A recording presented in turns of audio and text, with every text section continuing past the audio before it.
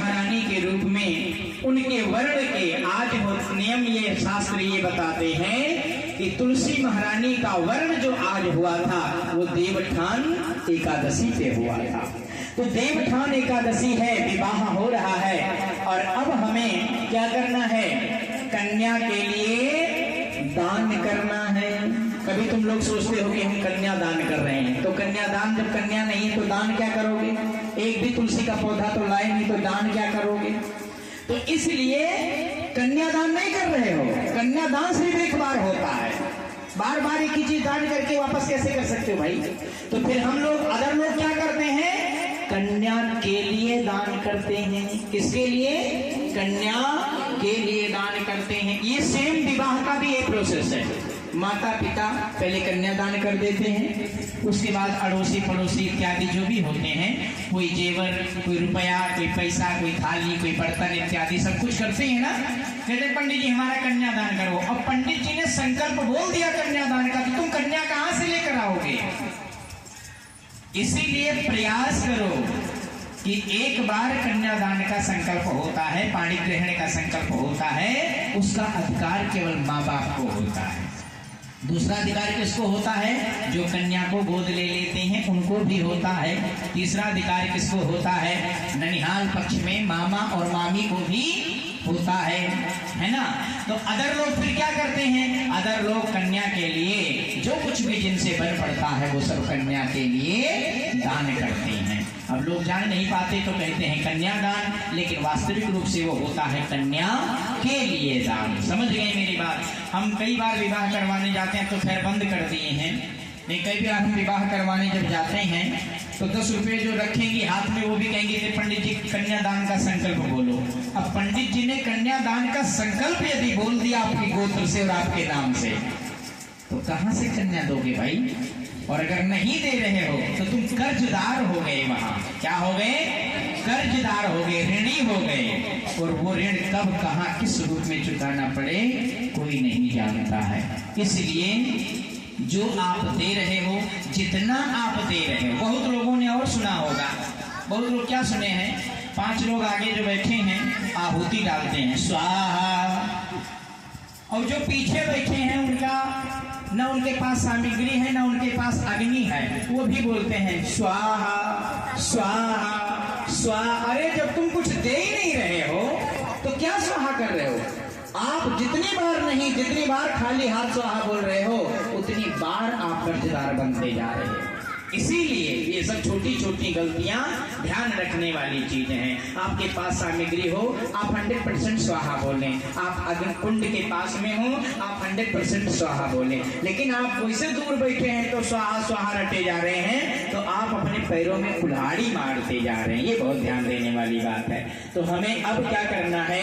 विष्णु भगवान का ध्यान करना है, तुलसी भगवान का पूजन करना है और तुलसी महारानी का आवाहन और पूजन करना है। उसके बाद में हम 7 परिक्रमा लेंगे। 7 परिक्रमा के लेने के बाद जिनसे जो बन पड़ेगा हाथ बंद करके वो संकल्प कर देंगी। संकल्प करने के बाद में यही बोलेंगी कि कन्या स्वरूपे जो मैं आज अपने हृदय से माता तुलसी महारानी को कन्या के रूप में पूजने आई हूँ और उनका आज विवाह हो रहा है, आज मंगल कार्य हो रहा है, उस मंगल कार्य में मैं यथाशक्ति दान कर रही हूँ। माँ भगवती से, ठाकुर जी से कितनी कृपा है कि आप अपनी दया दृष्टि हम पर और हमारे परिवार पर बनाए रखो। जब भी हमारे मन में कोई दोष भाव पैदा हो, ईर्षा पैदा हो, छल कपट पैदा हो, तब आपकी भक्ति के कारण वो सब ठीक हो जाए। बोल तुलसा महारानी की। शांताकारं भुजगशयनं पद्मनाभं सुरेशं विश्वाधारं गगनसदृशं मेघवर्ण शुभांगम्यं लक्ष्मीकान्तं कमलनयनं योगविद्यानिगम्यं वन्दे विष्णु भवभयहरं सर्वलोकैकनाथं अच्युतं केशवं राम नारायणं कृष्ण दामोदरं वासुदेवं हरिं श्रीधरं माधवं वल्लभम जानकी नायकम रामचंद्रम भजे, राधिका नायकम कृष्ण चंद्रम भजे, कृष्णाय वासुदेवाय हरे परमात्मने, प्रणत क्लेश नाशाय गोविंदाय नमो नमः। बोल गोविंद भगवान की, बोल विष्णु भगवान की, शालिग्राम भगवान की, तुलसा महारानी की जय। सभी लोग सामग्री जो कुछ भी दान करना चाहते हैं अपने हाथ में ले लेंगे।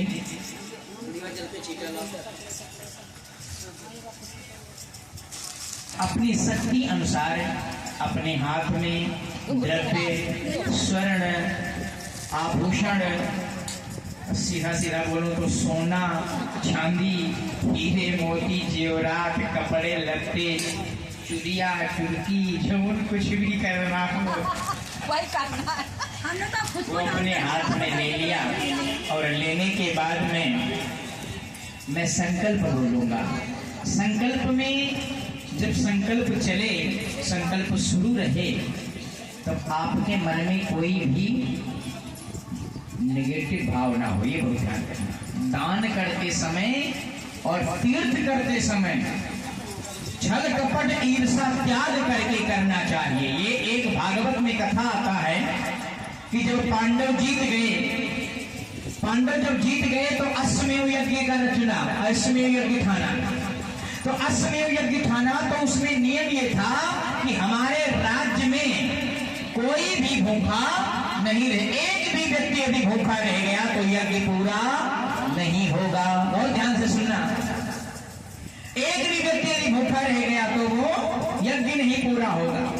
अब इन्हीं के नगर में थोड़ी ही दूर पे एक कुटिया थी, उसमें बहुत तपस्वी मुनि ब्राह्मण थे। उनका जिद था कि मैं किसी के यहाँ भोजन एक ही शर्त पे करता हूँ। शर्त क्या है? कोई मुझे पहले 100 अश्वमेव यज्ञ का फल संकल्प कर दे, दान कर दे, तब मैं उसके घर जा करके भोजन करूंगा। अब ये सोचो बात कि इनका पहला यज्ञ हो रहा था, तो ये पहले नहीं पूरा हो रहा था, तो ये 99 और कहां से लेकर आएंगे? पहले युधिष्ठिर जी महाराज गए, सभी लोगों ने कहा भैया चलो किसी तरीके से भोजन कर लो, एक तो पूरा हो जाने दो। ठीक है भैया, जो मेरी शर्त है वो कर दो, मैं चलूंगा। कहां से करें? युधिष्ठिर जी वापस आ गए, अर्जुन गए, अर्जुन भी वापस आ गए, पांडव सारे बारी चले गए, लेकिन ब्राह्मण देवता को नहीं बुला पाए। अच्छा, ठाकुर जी नहीं जा रहे हैं, ध्यान देना। ठाकुर जी क्यों नहीं जा रहे हैं? क्योंकि ठाकुर जी को पता है कि आपके बल के साथ में आपका विवेक भी काम कर रहा है या नहीं कर रहा है। बहुत ध्यान देना। अब लास्ट में क्या हुआ, माता द्रौपदी जी ने कहा कि एक मौका मुझे दे दो। अब पांडव सोचने लगे भाई कि मैं नहीं बुला पाया, मैं नहीं ला पाया, मैंने इतनी प्रयास किया, इतना रिक्वेस्ट किया, नहीं आ रहे। द्रौपदी जी ठाकुर जी की तरफ इशारा किया कि एक मौका दे देना चाहिए, है ना। और जब द्रौपदी जी एक मौका लेकर के गई तो जाने के बाद में क्या देखती हैं कि तपस्वी मुनि जो ब्राह्मण देवता थे, उन्होंने कहा कि देखो मेरा शर्त है कि मैं 100 अश्व यज्ञ का फल जब ले लूंगा तभी मैं किसी के घर भोजन करूंगा। द्रौपदी ने कहा इतनी छोटी सी बात, केवल आप 100 अश्वमेव यज्ञ का फल लेना चाहते हो और इतनी छोटी सी बात के लिए मेरे घर भोजन करने नहीं आया? देवी जी आपके पति लोग तो दे ही नहीं पाए, फिर मैं कैसे आता? कहने कि मैं दे रही हूं, आपको 100 अश्वमेव यज्ञ का फल चाहिए, मैं आपको दे रही हूं, उठाओ गंगा जल और बोलो संकल्प। ब्राह्मण देवता आश्चर्यचकित हो गए कि पति जो नहीं कर पाए पत्नी कैसे कर लेगी? भाई तुम्हारे पतियों के पास तो एक यज्ञ का फल नहीं है, तुम्हारे पास कैसे 100 का आया? तो द्रौपदी माता ने कहा कि हमारे सखा, हमारे मित्र, हमारे गुरु ठाकुर जी ने हमें बचपन में सिखाया था कि कि किसी तीर्थ स्थल में और गुरु और माता पिता के पास जब भी जाओ उस समय तुम्हारा हृदय गंगा जल से भी ज्यादा निर्मल हो, छल कपट ईर्षा द्रोह दूर दूर तक ना हो, तो आप जितने कदम रखते चले जाते हो उतने 1000 गुना अश्वमेव यज्ञ का फल आपको प्राप्त होता है। बोल गोविंद भगवान की। और कहा किसने है? हमारे ठाकुर जी ने कहा है। बस ब्राह्मण देवता इसी बात पर रीझ गए, और ये बिल्कुल सही बात है कि जब आप मंदिर में जाते हो, गुरु भगवान के पास जाते हो, तीर्थ स्थल में जाते हो, तब आप छल कपट ईर्षा त्याग करके जाया करो। मेरी गारंटी है कि 101% फल आपको प्राप्त होगा।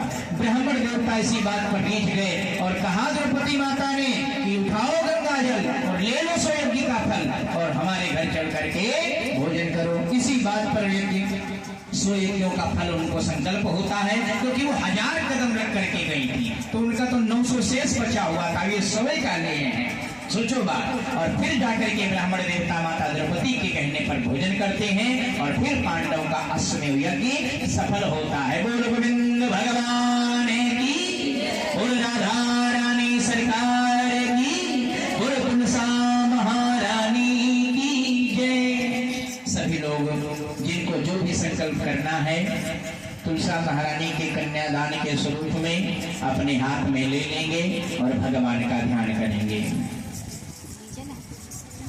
ओम मंगलम भगवान विष्णु मंगलम गरुड़ध्वज मंगलम पुंडरीकाक्षं मंगलायतनो हरिः मंगलायतनो हरिः नीलाम्बुजश्यामलकोमलांगं सीताशमारोपितवामुभागं पांडव महासायकचारुचापं नमामि रामं रघुवंशनाथं लोका अभिरामं श्रीरणयंगधीरं राजीव नेत्रं रघुवंशनाथं कारुण्यरूपं करुणाकरंतं श्रीरामचंद्रं शरणं प्रपद्ये।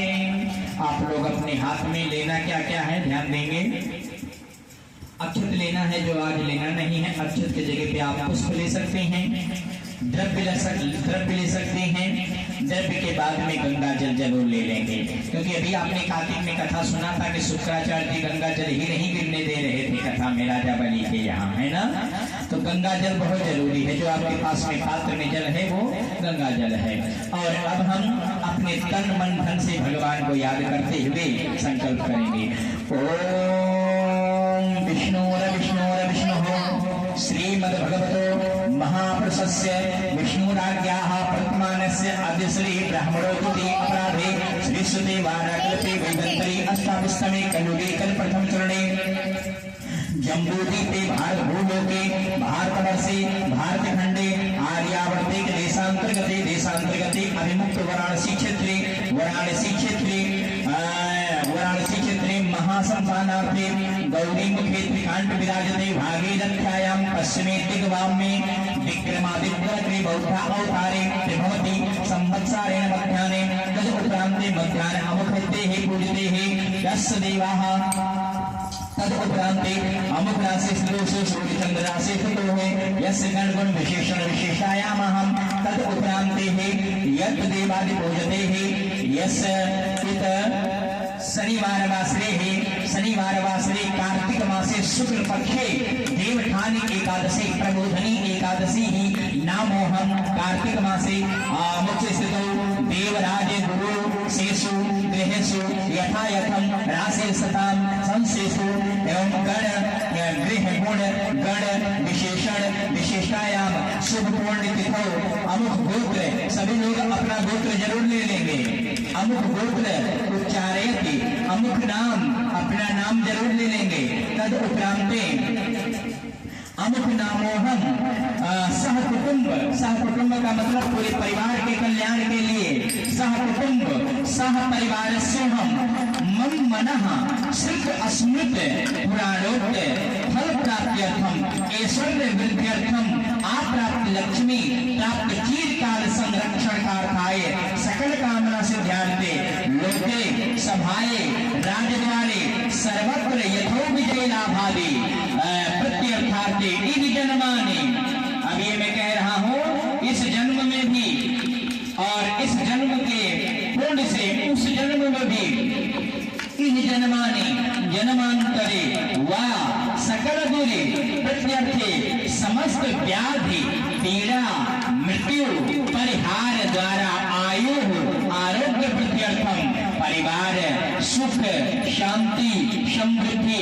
प्रत्यर्थ मम अखिल कुटुंब से वा जन्मरा से सकाशादे ये केचिद विरुद्ध चतुर्थ अस्थात स्थित पूर्वगृह ते संचित तित संग एकादश स्थाने सह पुत्र लाभाय यस्य देवाः सह शुभ विवाह योगे शुभ विवाह मंडपे इत यथा अमुक स्थाने, इस स्थान पर बैठ करके आप कहोगे देवालय स्थाने, तद उपरांते मंदिर स्थाने मंदिर प्रांगण बुद्ध्यार्थे पूजते सकल कामना मंगल कामना इत संकल्पम, बोलोगे ओम मम श्रुत अस्मृत पुराणोक्त फल पर्याप्त्यर्थम सह कुटुंबस्य सह परिवारस्य सुख शांति समृद्धि स्त्री लक्ष्मी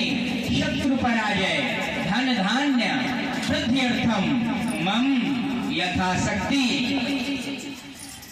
कन्यादान स्वरूपे अमुक अमुक वस्तु द्रव्य सहितोहम ब्राह्मणों द्वारा संकल्पम करिष्ये।